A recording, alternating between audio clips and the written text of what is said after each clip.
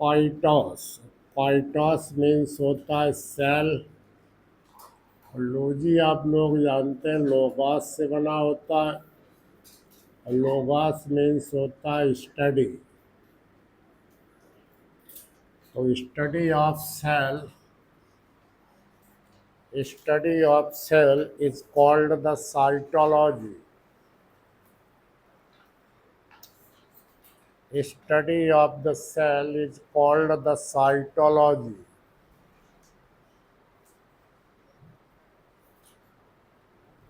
Study of the cell is called the cytology. Lecture आपके आज first. हुई है हमारी सेल।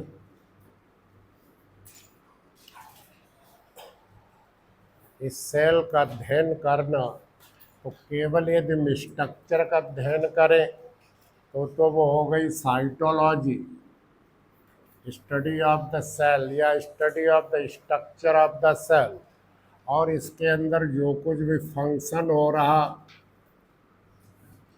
जो भी इसके अंदर मेटाबॉलिज्म हो रही, उसका भी अध्ययन करें तो वो कहलाता है सेल बायोलॉजी। Cell biology. तो सेल बायोलॉजी में दोनों चीज़ें आ गई, स्ट्रक्चर भी आ गया और फंक्शन भी आ गया। तो study of structure, study of structure and function of the cell.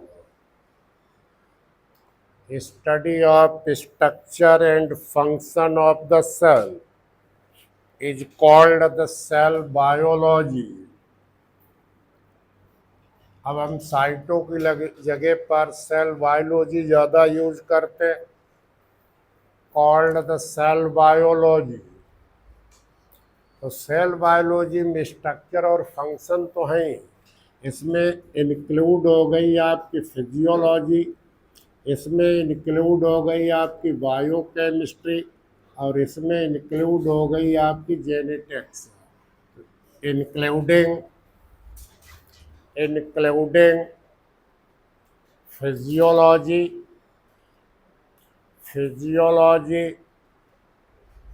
Biochemistry जीव रसायन, बायोकेमिस्ट्री एंड जेनेटिक्स आनुवांशिकी, इन सबको हम मिला दें तब वो सेल बायोलॉजी है।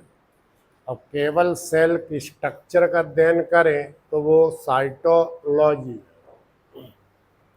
तो सेल बायोलॉजी में फिजियोलॉजी जिसके अंदर फंक्शन हो रहा, बायोकेमिस्ट्री जिसके अंदर carbohydrate, proteins, lipid, nucleic acid, genetics वगैरह वगैरह, तो ये सेल बायोलॉजी हो जाता है। अगला पॉइंट,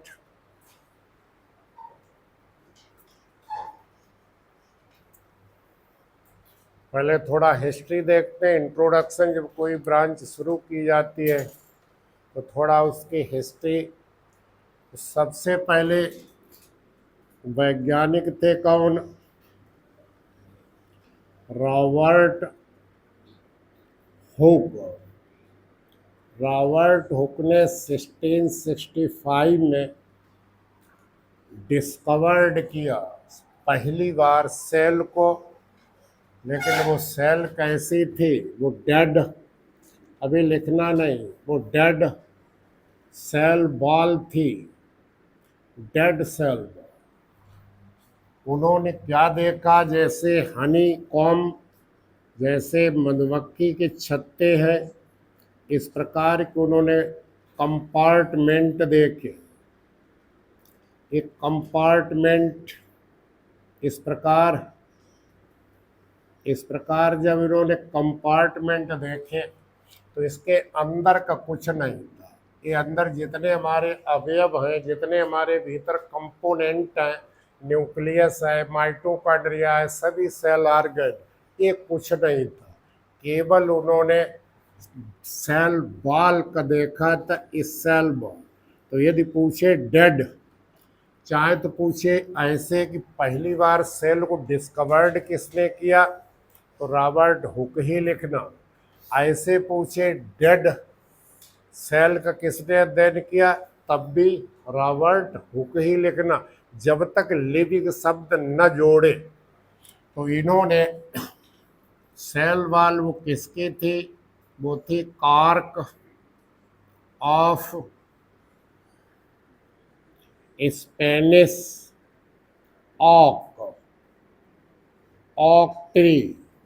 ये पेड़ था, इसकी जो छाल थी कार्क, उसमें इन्होंने हनी कॉम्ब लाइक कंपार्टमेंट देखे और सेल नहीं कहा, इन्होंने क्या कहा, इन्होंने इसको कहा सेलुला, सिंगुलर में सेलुला और प्लूरल में सेलुली कहा। सेल शब्द भी नहीं, और सेलुली मीन्स होता है हालो, हालो कैविटी। तो ये हालो कैविटी थी, हालो कैविटी, तो सेलुली शब्द इन्होंने प्रयोग किया। तो रॉबर्ट पहले वैज्ञानिक थे जिन्होंने सेल को डिस्कवर्ड किया, और पहले वैज्ञानिक थे जिन्होंने टर्म क्वाइन किया सेल। सेल भले ही नहीं कहा, लेकिन सेलुली इसके लिए कहा। और जितना भी अपना उनका ऑब्जर्वेशन था, जितना भी अभी तक उन्होंने खोजा था, तो यही किताब अंडरलाइन कर देना। इस बुक में इन्होंने पब्लिश्ड किया, और बुक का नाम था माइक्रोग्राफिया। जितने भी उन्होंने चित्र लिए, जितने भी पिक्चर लिए, सबको उन्होंने पब्लिश्ड किया इस किताब में, माइक्रोग्राफिया में। और यदि पूछे लिविंग, तो लिविंग सेल में पहले वैज्ञानिक थे एंटोनी वॉन लेओवेन हॉक। इनका 1665 है, तो इनका 1674। इन्होंने सबसे पहले ऑब्जर्व किया, डिस्कवर्ड किया इसको, लिविंग, लिविंग सेल। और वो सेल्स किसकी थी, वो सेल्स थी आरबीसी, रेड ब्लड कॉर्पसेल्स। वो थी स्पर्म, मेल स्पर्म, स्पर्मेटोजुआ।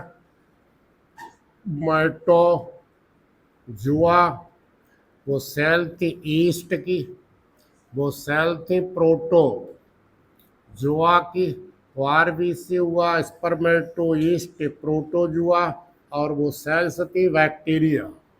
तो लिविंग सेल को पूछे डिस्कवरी पहले किसने की, तो लिविंग ए लिखना, न लिविंग लिखे न डेड लिखे, तो रॉबर्ट हुक लिखना। लेकिन एक्चुअल जो सेल थी वो यही थी, इनकी सेल नहीं थी, इनकी क्या थी, सेल वॉल थी।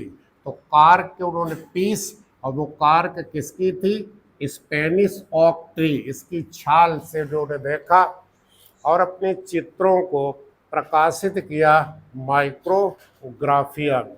तो दो वैज्ञानिक, यही आप लोग यहाँ पर याद कर लेना, से सभी दो तीन और लिखाते। सबसे पहले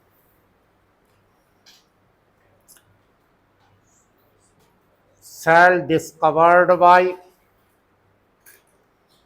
the cell first, the cell first discovered by Robert Hooke. Robert Hooke. It was actually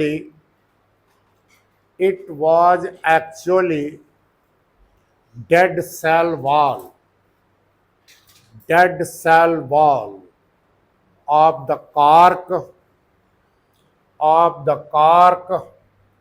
of Spanish oak tree, Spanish ऑक ट्री, इसकी छाल थी। And he observed Honey comb like, मधुमक्खी के छत्ते के समान, Honey comb like compartment, Honey comb like compartment called celluli, called celluli means hollow cavity, means hollow cavity.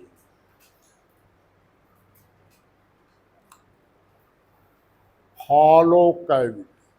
He also coined the terms.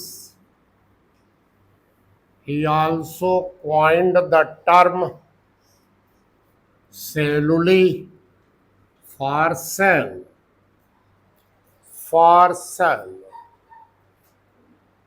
and published his work, published his work,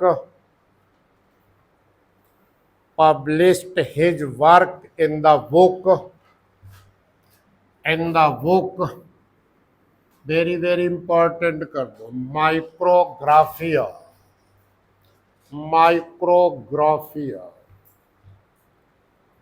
Micrographia.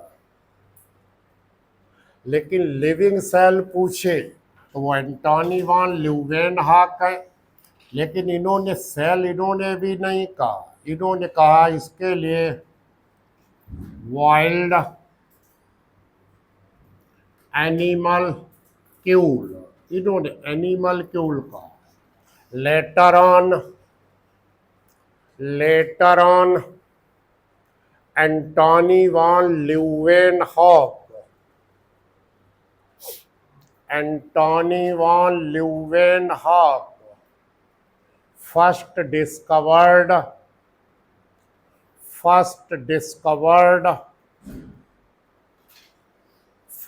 discovered living cell of bacteria,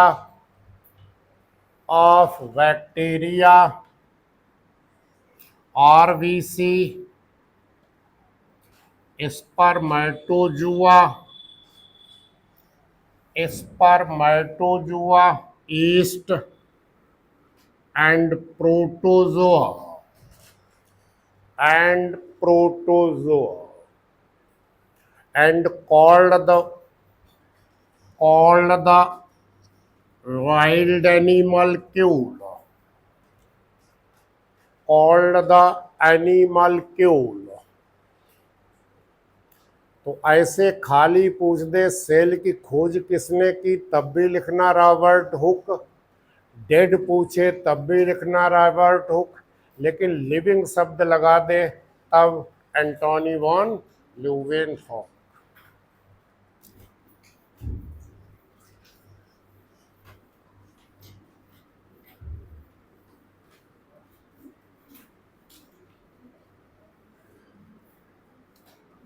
बातें नहीं,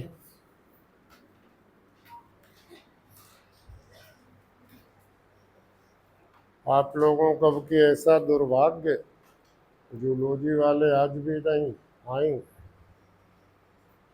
और कल से वो आएंगे तो 3 दिन के लिए हम नहीं रहेंगे। आप एक नहीं, फिजिक्स के यही हाल चल रहा, मैथ के चल रहा, किसी की शादियां पढ़ रहे, किसी को वो पढ़ रहे। तो इस हफ्ते भर थोड़ा आप लोग धैर्य बनाए रखना, फिर आते हैं पढ़ाते हैं। तो सेल बायोलॉजी में सब इंक्लूड हो जाता है, साइटोलॉजी में केवल सेल का स्ट्रक्चर रहता है। और तो फादर हो गए कौन? फादर हो गए रॉबर्ट हुक, लेकिन मॉडर्न साइटोलॉजी के फादर कौन हो गए? वो हो गए कार्ल पी स्वानसन।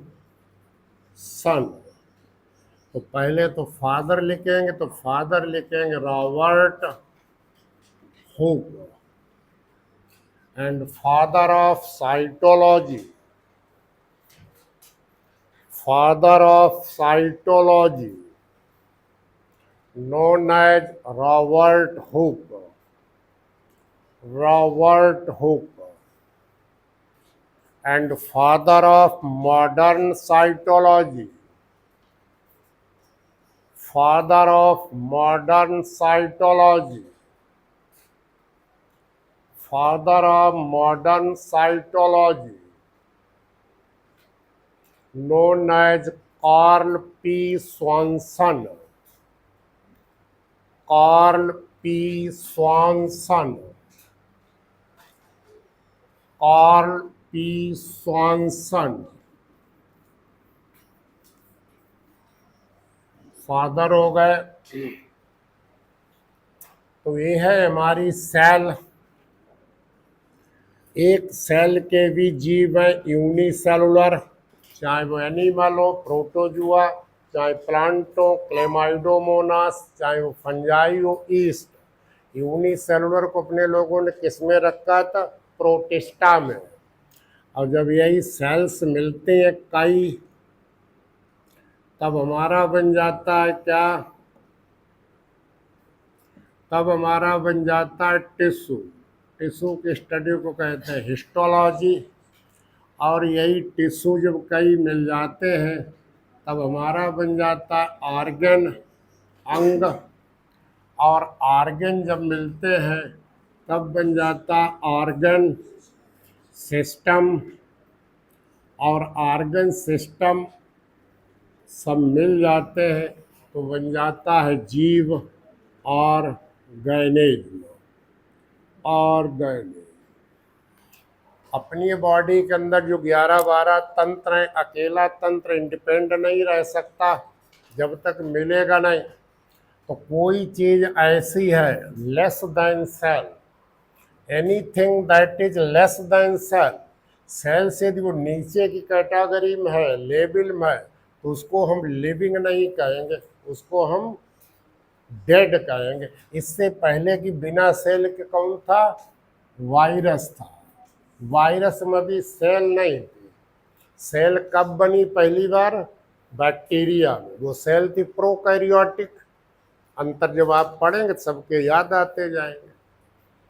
तो कोई भी ऐसी चीज जो सेल से नीचे की लेवल की है, तो वो लिविंग नहीं कहलाएगी, वो डेड कहलाएगी। इसी में से आप माइटोकॉन्ड्रिया निकाल लें, जबकि सेमी ऑटोनॉमस ऑर्गेनेल है, प्रोटीन अपनी बना लेता। क्लोरोप्लास्ट आप निकाल लें, सेमी ऑटोनॉमस है, डीएनए उसके पास है, आरएनए उसके पास है, प्रोटीन अपने आप बना लेता। लेकिन यदि आप कहो कि हम माइटोकॉन्ड्रिया और क्लोरोप्लास्ट को बाहर निकाल दें तो वो लिविंग रहे, तो लिविंग नहीं रहेगा। क्योंकि सेल से नीचे की कोई चीज लेवल है तो वो कैसी होगी? Dead. Anything anything anything less than cell, anything less than cell, anything less than cell, not considered as living, as living। तो सेल जरूरी है। अपने लोग वायरस किसके बने थे? न्यूक्लियो प्रोटीन के। न्यूक्लिक एसिड था, प्रोटीन थी, लेकिन सेल नहीं थी। सेल प्रोकैरियोटिक पहली बार बनी बैक्टीरिया में। तो सेल जोड़ दिया तो टिश्यू, टिश्यू जोड़ दिए तो ऑर्गन, ऑर्गन जोड़ दिए तो ऑर्गन सिस्टम, और ऑर्गेनिज्म बन गया। आप लोगों ने प्राइमरी जूनियर हाई स्कूल में कभी पढ़ी होगी विद्योत्तमा की कहानी। बहुत विदुषी महिला थी विद्योत्तमा, पढ़ी नहीं? बस 5 मिनट लेंगे। तो बहुत विदुषी महिला थी। उसने एक शर्त रखी अपनी शादी की कि जो हमें शास्त्रार्थ में, हाँ याद है तो रहने दे, चलो सबको मालूम हो जाए। एक शर्त रखी जो शास्त्रार्थ में हमें पराजित कर दे, उसी के साथ हम शादी करेंगे। बहुत दूर दूर के विद्वान, नालंदा, रांची, आपका काशी, सब जगह के विद्वान आए, सब पराजित हुए। और जब सब पराजित हुए तो एक पराजित का ग्रुप बन जाता है। जैसे क्लास में भी सिगरेट पीने वालों को ग्रुप बन जाता है, चाय पीने वालों को बन जाता है। जो लड़के इंटेलिजेंट होते उनका ग्रुप अलग होता है, तो ग्रुप बन गया। अब ग्रुप बना तो उन्होंने सोचा कि भाई इसकी शादी ऐसे से कराई जाए जो महामूर्ख हो। महामूर्ख की तलाश में वो निकल पड़े। तो निकल पड़े तलाश में, तो एक पेड़ पर एक आदमी जिस ब्रांच को, जिस शाखा को काट रहा था, उसी पर बैठा था। तो उन्होंने कहा कि इससे ज़्यादा मूर्ख और कोई नहीं होगा। ये काट रहा ब्रांच गिरेगी तो मर जाए, इसे इतनी भी अकल नहीं। उसे धीरे से बुलाया, वो डर गया, इतने लोग हमें क्यों बुला रहे हैं। लेकिन शादी का प्रलोभन दिया कि तुम्हारी शादी कराएंगे। तो शादी के नाम पर हर कोई आ जाता है, हा? तो शादी के नाम पर वो उतर आया और उससे कहा चलो हमारे साथ, लेकिन एक शर्त है, मौन धारण किए रहना, जवाब मत देना, जवाब हम देंगे। उसने कहा कोई बात नहीं, इसमें क्या। कि संकेत बस गए विद्योत्मा के यहाँ, दरबार लगा, बुलाया, विद्योत्मा एक तरफ और सब एक तरफ। तो उन्होंने कहा कि आजकल हमारे गुरु जी हैं, बहुत बड़ी तपस्या में लीन है, अभी वो बोलते नहीं है, केवल उत्तर देंगे संकेत के द्वारा। विद्योत्मा ने कहा कोई बात नहीं। तो विद्योत्मा ने पहला प्रश्न पूछा, एक उंगली उठाई। हाँ, तो विद्योत्मा का मतलब था गॉड इज वन, ईश्वर एक है। जवाब उनको देना था जो महामूर्ख थे। तो उन्होंने ये सोचा कि विद्योत्मा हमारी एक आंख फोड़ेगी, तो उन्होंने दो उठाई कि हम तुम्हारी दोनों फोड़ देंगे। अब चूंकि संकेत था, विद्वानों ने समझा दिया कि आपका मतलब है ईश्वर एक है, लेकिन हमारे गुरु जी का कहना है कि ईश्वर और आत्मा, परमात्मा और आत्मा दो हैं। तो मान गई विद्योत्मा, कोई बात नहीं। अब विद्योत्मा ने दूसरा क्वेश्चन किया, 5 उंगली उठाई। विद्योत्मा का मतलब था कि 5 तत्व मिल बना शरीरा, छित जल पावक गगन समीरा। महामूर्ख को जवाब देना था। तो उन्होंने सोचा कि अब ये हमारी थप्पड़ जड़ेगी। तो उन्होंने जवाब दिया कि तुम थप्पड़ तो हम तुम्हें मुट्ठी ये मारेंगे, ऐसे जवाब दिया। तो विद्वानों ने समझा दिया कि आपका मतलब है कि शरीर हमारा 5 तत्वों से मिलकर बना है, लेकिन हमारे गुरु जी का कहना है कि सभी तत्व अलग अलग नहीं है। कैसे हैं? मुट्ठी में है, इकट्ठे हैं, अलग अलग होने से कोई अस्तित्व नहीं। विद्योत्मा मान गई। खैर, और जो हुआ होगा वो बाद में डिटेल। शादी हो गई, शादी हो गई से 1-2 दिन में तो सब पता चल जाता है। विद्योत्मा समझ गई कि तो महामूर्ख है। एक दिन ऐसे ही वर्षा वर्षा हो रही होगी, छत पर दोनों लोग थे, ऊंट जा रहे हैं। तो विद्योत्मा ने पूछा क्या जा रहा है, उठ उठ करने लगे। विद्योत्मा ने वहीं से धक्का दे दिया, दुखी नीचे गिरे जाकर। नीचे काली देवी को मंदिर था, थोड़ा सा कुछ ब्लड व्लड आ गया। काली देवी ने उन्हें वरदान दे दिया, आज तक विश्व में उनके समान संस्कृत का कोई विद्वान नहीं हुआ। और वो नवरत्नों में, जो गुप्त वंश उस समय था ना, 382 ईस्वी, उस समय वो नवरत्नों में एक थे। और जब वो उसी समय निकल पड़े थे घर से, और जब संस्कृत के विद्वान बन गए तो रात में 12 बजे आए थे। शायद आप लोगों को किसी को याद होगा, हमें याद नहीं है। संस्कृत में ही श्लोक बोले थे। गेट जो खुलवाया है वो संस्कृत में, अहम कपाटम द्वारम देहि, दरवाजा खोलिए। खैर, फिर वो रुके नहीं वहाँ, लेकिन एक वैश्या को उन्हें श्राप था, वैश्या के हाथों ही मर्डर हुआ था। वो नहीं, लंका का वो राजा था, उसने घोषणा कराई थी, कोई एक सेंटेंस लिख दिया था, इसकी कोई व्याख्या कर दे। तो वो वैश्या थी, वो उनके यहाँ रात में ठहरे थे। कालिदास ये वहीं जा रहे थे। कालिदास को उसने वो पर्ची दी, कालिदास ने व्याख्या कर दी पूरा। तो उसने सोचा हमें इनाम मिलेगा, उसी वैश्या ने कालिदास को अपने ही घर में मार दिया था और अपना इनाम पा गई। खैर आगे की छोड़िए। तो जितने हमारे जो तंत्र हैं वो कैसे हैं, मुट्ठी में है, इकट्ठे हैं। तो ये 5 मिनट हमने आपको सुना दिया। यादकों ने संस्कृत के श्लोक तक याद है, आप लोग विद्वत्मा तक को भी नहीं समझ पा रहे हैं। तो इस प्रकार इस जो सेल, अब प्रश्न ये उठता कि साइटोलॉजी अध्ययन हो गया सेल का, सेल बायोलॉजी हो गई अध्ययन फंक्शन का, जेनेटिक्स का, बायोकेमिस्ट्री का, अब सेल क्या है, ये सेल क्या है। तो सेल जो है वो स्ट्रक्चरल, एक यूनिसेलुलर होगा तब भी, मल्टी सेलुलर होगा तब भी। तो शरीर इसी का बना, तो संरचनात्मक इकाई हो गई, और उसके अंदर जो कुछ भी फंक्शन हो रहा तो क्रियात्मक इकाई हो गई। तो सेल जो है वो structural and functional unit of life या organism. Cell is the cell is the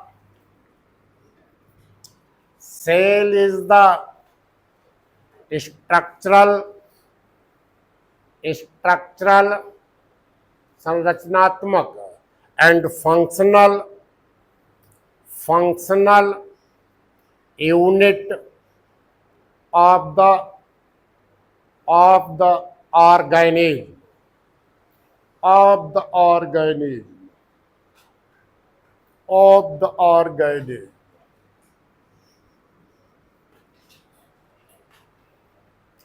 तो थोड़ा सा भी इंट्रोडक्शन ही चल रहा। तो ये सेल है, तो सेल में जो भी ये लिविंग चीज है, ये लिविंग सब्सटेंस को सबसे पहले डिस्कवर्ड किया था अल्फांसो कोर्टी ने।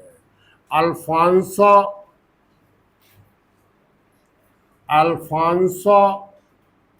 कोर्टी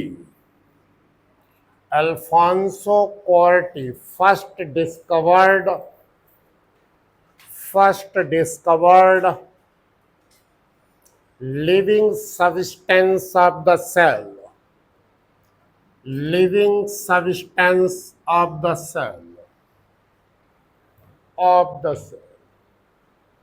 और आगे आपको पढ़ाएंगे इसी में सेंट्रल पार्ट न्यूक्लियस हो जाता।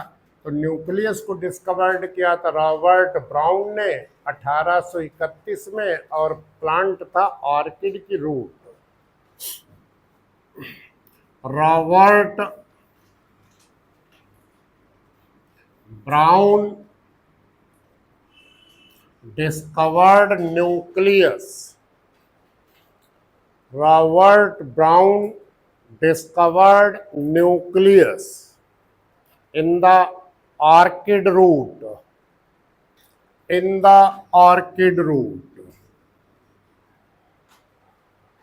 अब आपसे प्रश्न पूछा जाता ये प्रोटोप्लाज्म है जीव द्रव्य, तो प्रोटोप्लाज्म टर्म किसने दिया, तो परकिंजे ने। तो JEE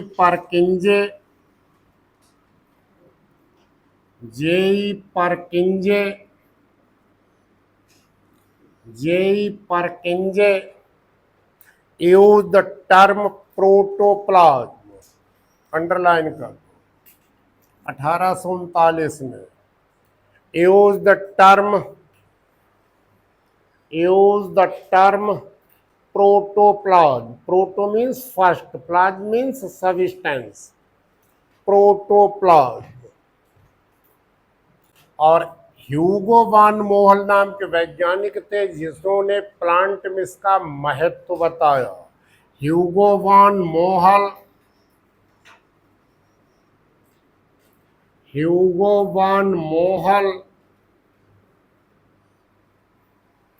gave importance of protoplasm.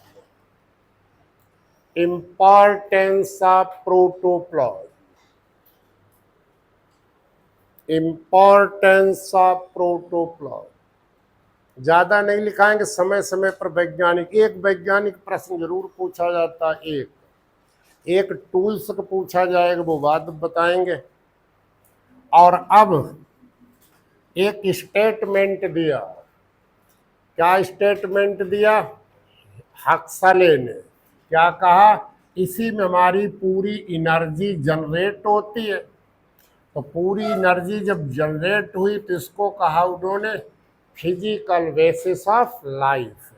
तो Huxley Huxley stated stated that protoplasm is the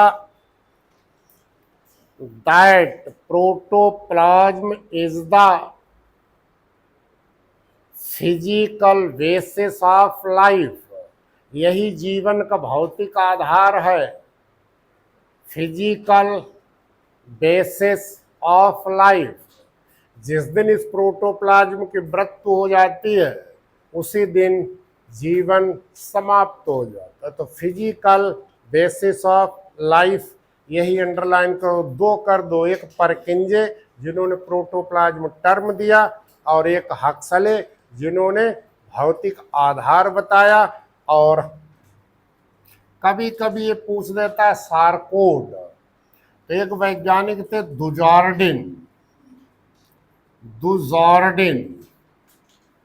इन्होंने इसी प्रोटोप्लाज्म को, लेकिन लिविंग अमीबी सेल, एनिमल की सेल, अमीबा की सेल थी, प्रोटोजुआ की सेल थी, इसी को उन्होंने क्या कहा? सारकोड का। दुजॉर्डिन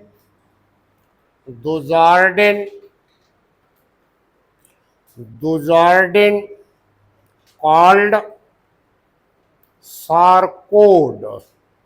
sarcode in living amoeba,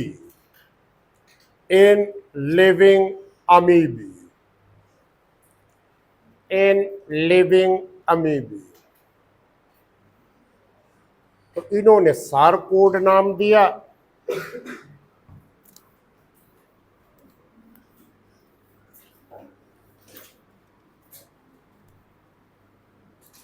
अब आपसे दो वैज्ञानिक के पूछे जाते हैं। तो एक है आपके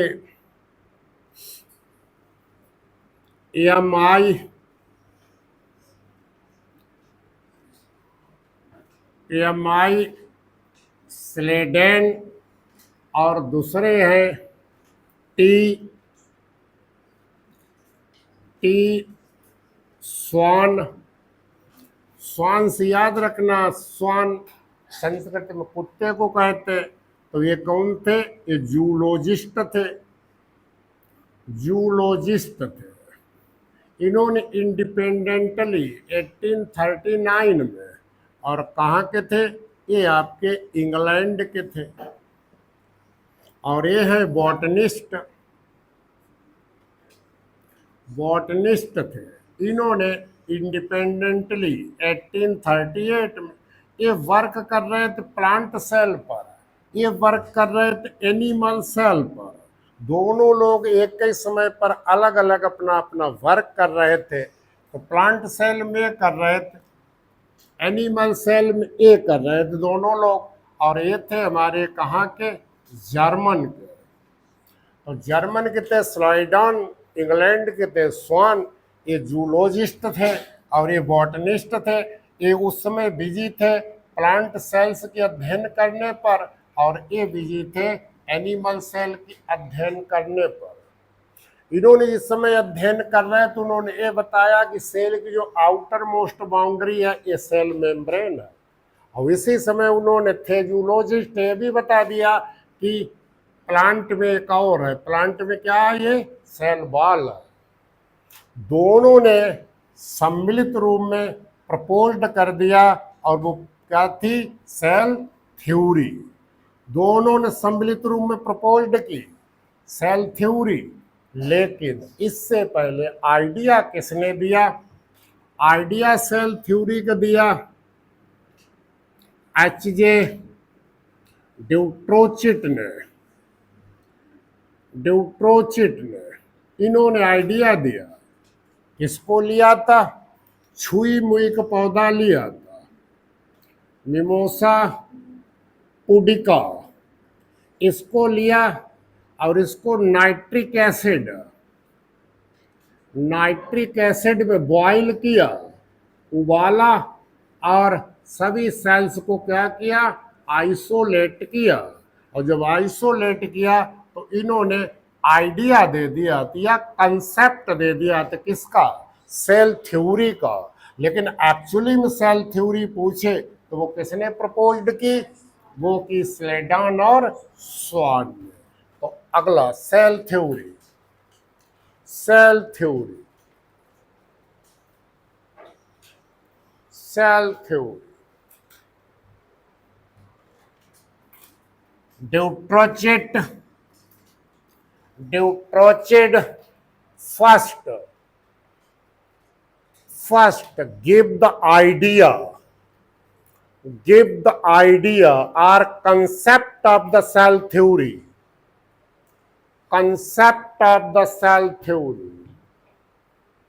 using Mimosa pudica, Mimosa pudica, and boiled with nitric acid,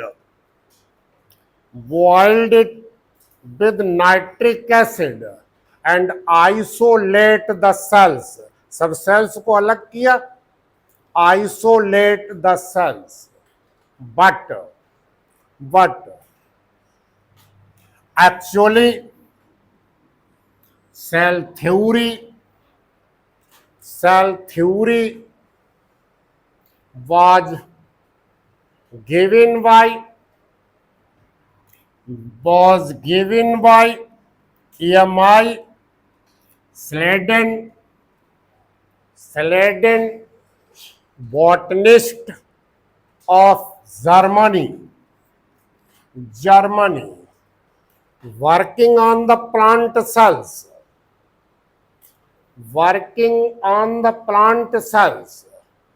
independently,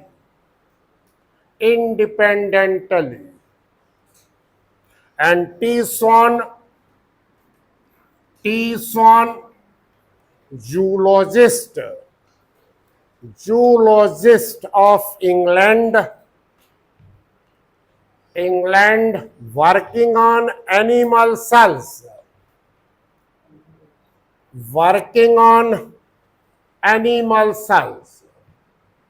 both proposed collectively cell theory.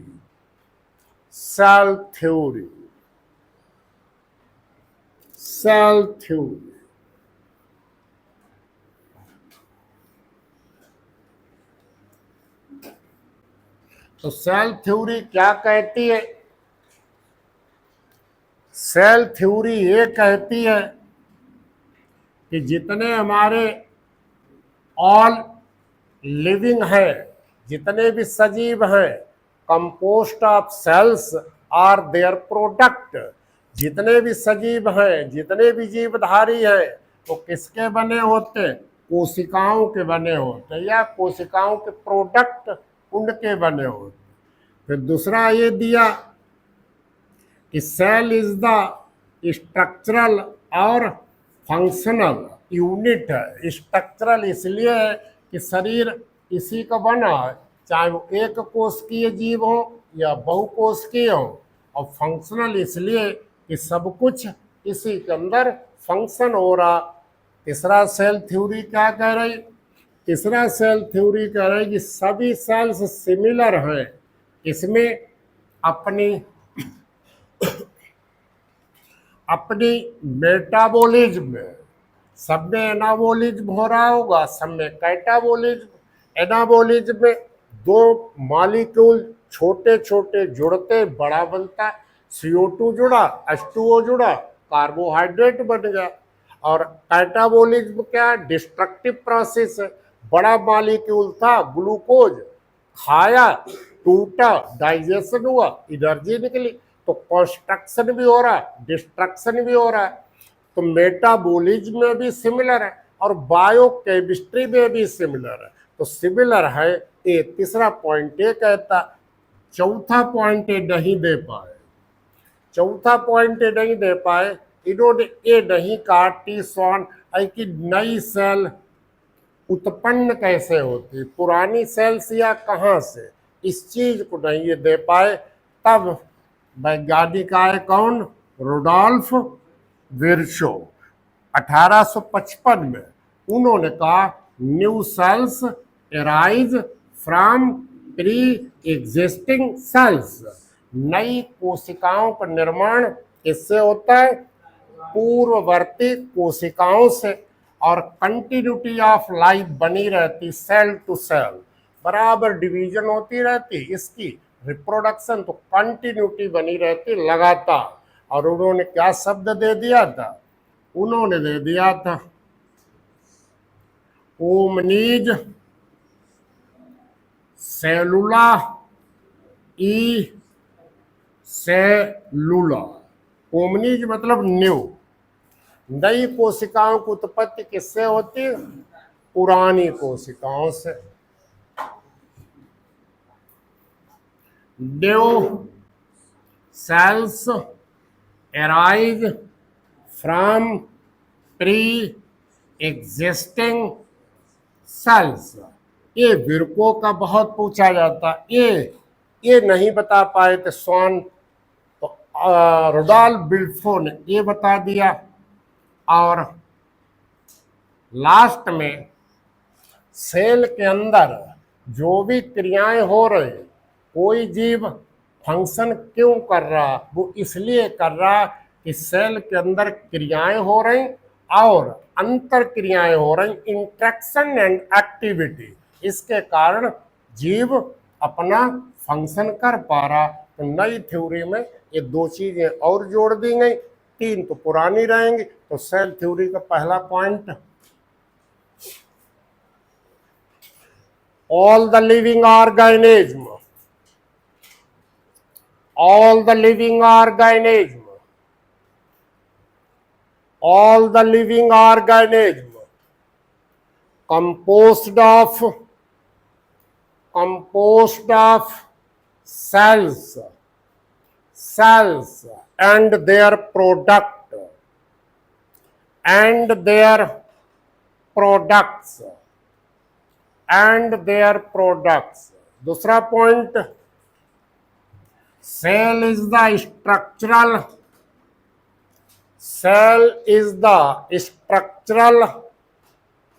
and functional,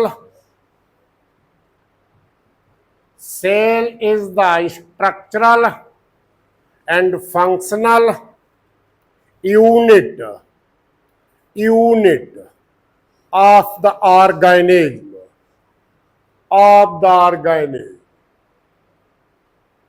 that is basic इकाई है, that is basic unit of the organism.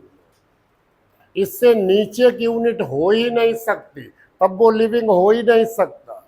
Basic unit of organism. तीसरा, all the cells are similar, all the cells are similar in their biochemistry and metabolism। सभी में anabolism हो रहा, सभी में catabolism हो रहा, कुछ चीजें बन रही, कुछ चीजें बिगड़ रही। All the cells are similar in biochemistry and metabolism। अब आप लोग लिखना नहीं, समझे इसी को। ये अपने में खुद, सेल अपने में खुद ब्रह्मांड है। जो ब्रह्मांड है वो खुद ब्रह्मांड है। अरविंद घोष जो दार्शनिक थे, उन्होंने कहा था कि जो सेल क्या है, हमारा पिंड क्या है, पूरा ब्रह्मांड है। जैसे पूरा ब्रह्मांड, वैसे ये ब्रह्मांड, ब्रह्मांड में दो क्रियाएं हो रही, कंस्ट्रक्टिव वर्क और डिस्ट्रक्टिव वर्क। किसी का जन्म हो रहा, किसी की मृत्यु हो रही, कोई केमिकल बन रहा, कोई केमिकल टूट रहा। तो एनाबोलिज्म और कैटाबोलिज्म दोनों प्रोसेस हो रही। अब यही दोनों प्रोसेस संसार में हो रही, पूरे ब्रह्मांड में हो रही, रोज हो रही, प्रतिदिन हो रही, प्रतिक्षण हो रही। और ब्रह्मांड में 75 से 90% पानी है। पानी है, चाहे वो समुद्र के रूप में, चाहे महासागर के रूप में, चाहे ताल तलैया पोखरा के रूप में। उसी प्रकार हमारी सेल में जो पानी है वो कितना है, 75 से 90%। तो सब एनाबोलिज्म हो रहा, कंस्ट्रक्टिव वर्क और डिस्ट्रक्टिव वर्क, कैटाबोलिज्म हो रहा, दोनों को मिला दें तो क्या हो रहा, मेटाबोलिज्म। तो सब हो रहा है। तो इत्र यत्र ब्रह्मांडे तत्र पिंडा, जो ब्रह्मांड में है वही हमारे इस पिंड में। ये अपने में खुद एक बहुत बड़ा इकोसिस्टम है, हर चीज इसके अंदर हो रही। तो अपने में पूरा ब्रह्मांड लिए है। ब्रह्मांड की हम तुलना करें तो यही पूरी सेल है। ये है वैक्यूल, अंतरिक्ष, पानी 75 से 90%, शेष आपका इनऑर्गेनिक और ऑर्गेनिक कंपाउंड है। तो अरविंद घोष के कथन के यत्र ब्रह्मांडे तत्र पिंडा, तो जो कुछ है वो इसी में है। तो सिमिलर है in their biochemistry and metabolism. लेकिन ये एक्सप्लेन नहीं कर पाए। क्या नहीं एक्सप्लेन कर पाए कि हाउ न्यू सेल्स अराइज, नई सेल कैसे बनते। ये सेल डिवीजन तो अपने लोग अब पढ़ेंगे, साइटोलॉजी पढ़ने के बाद सेल साइकिल, सेल डिवीजन पढ़ेंगे। तो सेल डिवीजन तो अब ज्ञात हुई, उस समय तो ज्ञात थी नहीं। तो ये नहीं बताए कि नई सेल कैसे बनती हैं। उसको किसने फिर बताया, उसको बताया रुडोल्फ विर्चो ने 1855। तो यही पॉइंट नीचे, बट सेल थ्योरी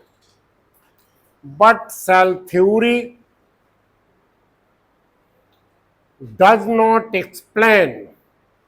इसलिए आप लोग बैठा करो पढ़ने, 5 मिनट पढ़ो, चाहे 10 मिनट पढ़ो, चाहे 1 घंटा, लेकिन 5 मिनट सेल के अंदर जाया करो, हर सेल को देखा करो। सेल के अंदर माइटोकॉन्ड्रिया, प्लास्टिड अंग को देखा करो, कंसंट्रेशन बनाया करो ऑर्गन पर। स्टमक देखो या डाइजेस्टिव सिस्टम देखो, buccal cavity, oesophagus, stomach, duodenum, pancreas, small intestine. तो ध्यान अपना केंद्रित करिए, यही योगा है। योग के मतलब ये नहीं कि हनुमान जी राम किसी के सामने बैठ कर राम राम करो। योग के मतलब अपने को अपदीपो भव। गौतम बुद्ध के क्या कहना था, स्वयं प्रकाश बनिए, प्रकाश दिखाइए, मैं अपने को बनिए। जो आपके पीछे लोग चले तो 5 मिनट के लिए जाया करो शरीर के अंदर, सांस पर ध्यान दिया करो, कैसे हमारी सांस जा रही, कैसे निकल रही। जितना सांस धीरे चलाओ उतना ही लाइफ बढ़ेगी। कछुआ 500 साल तक जीता है, 1 मिनट में कितनी सांस लेता है, 4 से 5।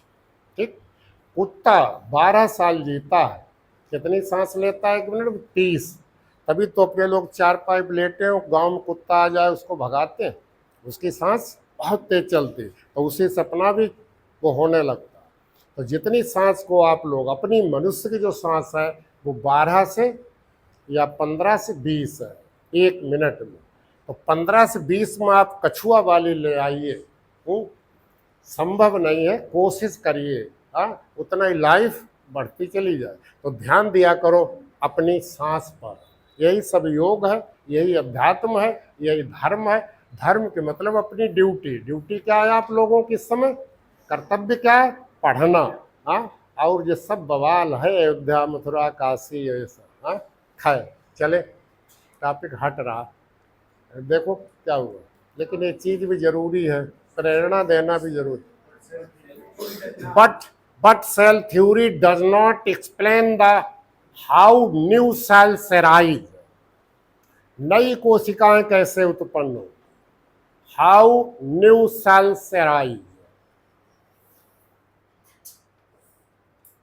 तब क्या कहा, रुडोल्फ विर्को proposed कौन सी प्रपोज्ड की? Cell lineage theory, cell lineage theory, cell lineage theory. Lineage मतलब पीढ़ी दर पीढ़ी, हमारे यही क्रोमोसोम, जीन, डीएनए, आरएनए एक पीढ़ी से कैसे अगली पीढ़ी में जा रहा है। कंटिन्यूटी क्या है, लाइफ की कंटिन्यूटी क्या है, एक चीज अगले गई, अगली पीढ़ी गई, तो पीढ़ी अगली पीढ़ी में कैसे। तो सेल लीनिएज थ्योरी प्रपोज्ड की। ये प्रपोज्ड क्या कहती? According to this theory, according to this theory, new cells arise, new cells arise from pre-existing cells। नई कोशिकाओं की उत्पत्ति अपनी पूर्ववर्ती कोशिकाओं से होती है। New cells arise. अब प्रवचन सुनोगे तो वहां तो ये होगा कि भगवान बनाते हैं, जीव विज्ञान पढ़ोगे तो ये बताओगे। दोनों चलते हैं साथ साथ, हर चीज के दो शब्द होते हैं, अकेला शब्द कभी नहीं होता। New cells arise from pre existing cells. अब क्या इन्होंने स्टेट दिया, और यही वेरी वेरी इंपॉर्टेंट कर दो, ओमनीज सेलुला ई सेलुला। ओमनीज मतलब न्यू, ओमनीज सेलुला ई सेलुला, बहुत पूछा जाता है। ओमनीज सेलुला ई सेलुला, ये नया सेल थ्योरी में जुड़ गया। तीन तो उनकी थे ही, ये चौथा जुड़ गया, तो इसने बता दिया कि नई सेल्स की उत्पत्ति अपनी पूर्ववर्ती कैसे, डिवीजन हुई, 2 बनी, फिर डिवीजन हुई, 4 बनी, तो कंटिन्यूटी बराबर चलती रहती। अगला इसी में, तो जितने भी हमारे लिविंग हैं वो फंक्शन कर सकते हैं। कैसे फंक्शन करेंगे? Due to the activity and interaction. Cells में इंट्रैक्शन होगा, अंतरक्रियाएं होंगी, मॉलिक्यूल में होगा। हमारी बॉडी है क्या? पूरी फैक्ट्री है किसकी? मॉलिक्यूल्स की। सब मॉलिक्यूल इकट्ठे हुए, इलेक्ट्रॉन, प्रोटॉन, न्यूट्रॉन, ये सब एटॉमिक स्टेज, तीनों मिले एटम बना, ये मिले मॉलिक्यूल बना, मॉलिक्यूल मिले न्यूक्लियो प्रोटीन बना। एक तरफ एनिमल चला, एक तरफ प्लांट चला, सेल बनी, सेल से टिश्यू बना, इसके बाद ऑर्गेनिज्म बना, ऑर्गेनिज्म जोड़ दिया तो पॉपुलेशन बनी, पॉपुलेशन जोड़ दिया तो कम्युनिटी बनी, कम्युनिटी जोड़ दी तो इको सिस्टम बना, अब इको सिस्टम जोड़ दिया तो बायो स्फीयर बन गया, पूरा जीव मंडल बना। यहां से ओरिजिन हुई, इस प्रकार चली। तो लास्ट में एक पॉइंट और लिख दो, all the living organisms, all the living organisms function. सभी जीव इसलिए क्रियाएं करते हैं, all the living organism functions because of activity, because of activity and interactions of the cell, because of the activity and interaction of the cell, interaction of the cell। ये history introduction रहा, अभी समय समय पर आपको और बताएंगे। अभी 3 वैज्ञानिक, 4 आप याद कर लेना। परकिंजे ने टर्म दिया, हेक्सले ने प्रोटोप्लाज्म फिजिकल बेसिस का, रॉबर्ट हुक, एंटोनी वान और रोडोल्फ वेरको। अब 3 चीजें आपको पढ़नी, साइज, शेप और स्ट्रक्चर। तो ये है आपकी सेल। तो सेल के जब हम क्लासिफिकेशन करें तो एक तो हो गई आपकी सेल बाउंड्रीज, कवरिंग। तो कवरिंग में अपने लोग क्या क्या पढ़ेंगे? ग्लाइको काइलैक्स, प्लांट सेल में पढ़ेंगे सेल वॉल और दोनों में पढ़ेंगे सेल मेम्ब्रेन। एक प्रश्न आपको दो देंगे सेल वॉल से, एक देंगे सेल मेम्ब्रेन से। ये सेल बाउंड्रीज हो गया, सेल बाउंड्री ये हो गई, सेल वॉल। अब भीतर ये घुसे तो ये आपका साइटोप्लाज्म, कोशिका द्रव्य, और साइटोप्लाज्म से अलग कर दिया न्यूक्लियस, नाभिक हो गया। 3 हेडिंग में। अब साइटोप्लाज्म में जो फ्लूइड है, जो तरल है, वो क्या हो गया, जो फ्लूइड होगा वो हो गया साइटोसोल। इसी का दूसरा नाम होता है मैट्रिक्स, और इसी का तीसरा नाम होता है हाई एलोप्लाज्म, हाई एलोप्लाज्म। और इसमें मेम्ब्रेन से या घिरे हुए या नहीं भी घिरे हुए लेकिन लिविंग, तो वो होंगे सेल ऑर्गेनेल्स, कोशिकांग, सेल ऑर्गेनेल्स। और उसी में रिजर्व फूड, उसी में सिक्रीटरी फूड, उसी में एक्सक्रीटरी फूड। तो इसको कहते हैं cell inclusion, cell inclusion. Cell inclusion मतलब non living, non living substance, जिसको कहते हैं ड्यूट्रोप्लाज्म, ड्यूट्रोप्लाज्म।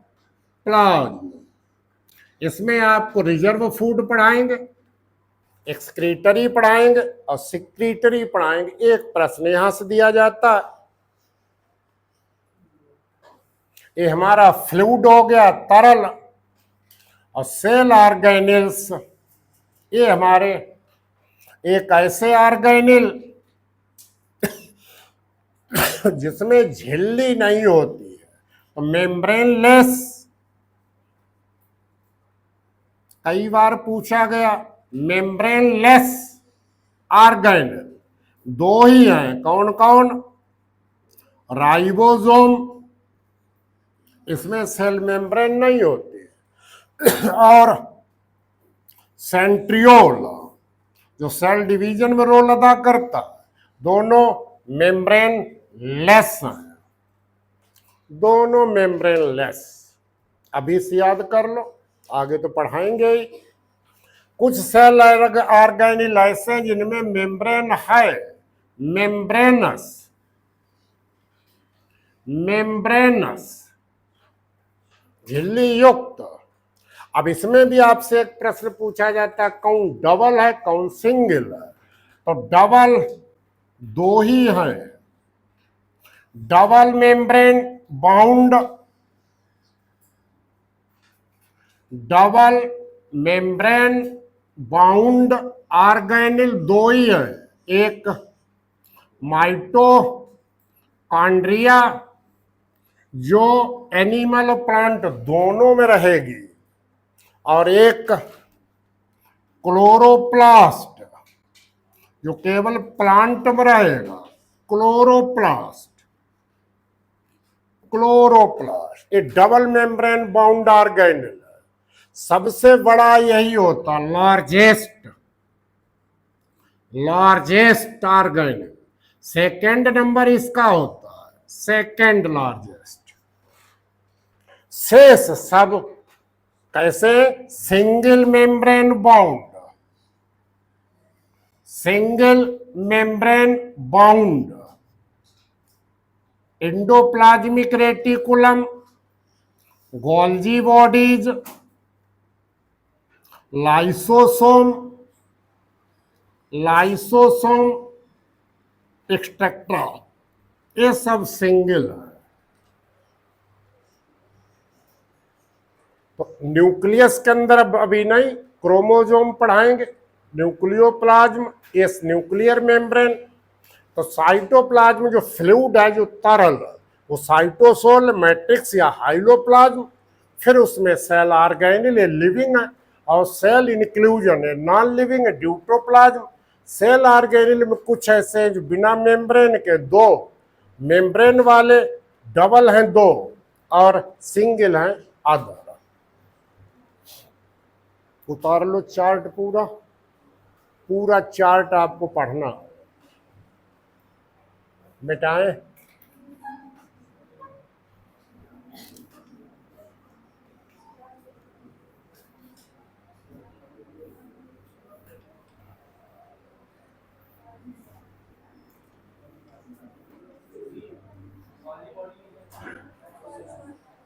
गाल्जी बॉडी के नीचे लाइसोसोम बहुत हैं, दो तीन लिख लो एक आधा।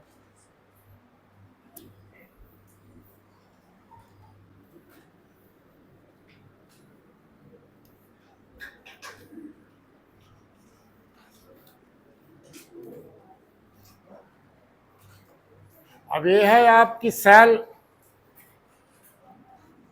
ये सेल सेल तो इस सेल से यदि हम माइनस कर दे सेल वॉल को, सेल प्लांट सेल में, तो इस सेल वॉल को यदि हम माइनस कर दें, सेल वॉल को यदि हम रिमूव कर दें, absent कर दें, तो शेष जो हमारा बचेगा वो क्या कहलाएगा? वो कहलाएगा प्रोटोप्लास्ट। प्रोटोप्लास्ट कहलाएगा। और प्रोटोप्लास्ट से हम इस सेल मेम्ब्रेन को रिमूव कर दें, सेल मेम्ब्रेन इसको हम रिमूव कर दें, हटा दें, तो जो बचेगा वो क्या कहलाएगा? वो कहलाएगा प्रोटोप्लाज्म। प्रोटोप्लाज्म जीव द्रव्य। और प्रोटोप्लाज्म से हम किसको अलग कर दें? इस न्यूक्लियस को। प्रोटोप्लाज्म से जब न्यूक्लियस को रिमूव कर दें तो बचा हुआ भाग हमारा क्या कहलाएगा? तो ये हमारा बचा हुआ भाग कहलाएगा साइटोप्लाज्म, कोशिका द्रव्य। और इस साइटोप्लाज्म में हम सेल ऑर्गेनेल को रिमूव कर दें, सेल ऑर्गेनेल्स को रिमूव कर दें, हटा दें, तो बचा हुआ भाग क्या कहलाएगा? साइटोसोल।